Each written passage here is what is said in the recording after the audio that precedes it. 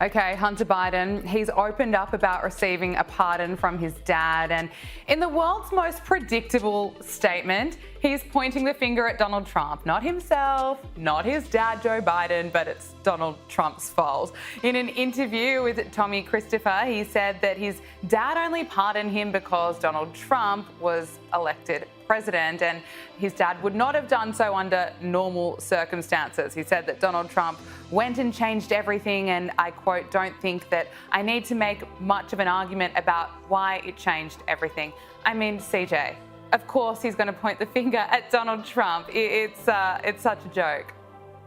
You're exactly right. It's just plain silly, but I gotta tell you, maybe we should give credit where it's due. I will actually applaud Hunter Biden for his self-awareness there. He says that he recognizes how privileged he is, and he actually is very, very privileged. He's the most privileged crackhead in America, because only when you were the president's son would you have received the type of pardon that he did. Only if you're the president's son would you be given kind of a get out of jail free card in this case, because we know indisputably that he had broken the law. It was true. It was proven. It was Biden's DOJ that pursued those charges against him.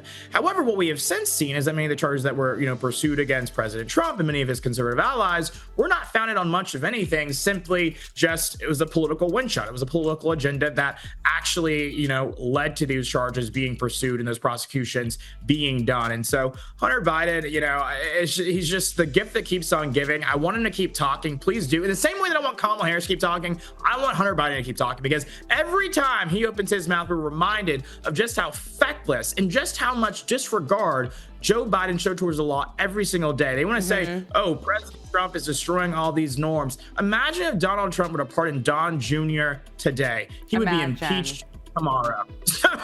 It's also been revealed that Hunter Biden was furious when Barack Obama led Joe Biden off a stage during a major fundraising event last year. So according to this new book by ABC News' Jonathan Karl, and then according to reports by Axios, that Hunter Biden told Jonathan Karl that decision by Barack Obama to really kind of put his arm around Joe Biden and walk him off the stage so publicly that quote really, really pissed me off. That is what Hunter Biden said. And of course it would have. I mean, Barack Obama knew exactly what he was doing for the world to see, making Joe Biden look even more frail and useless than he even was.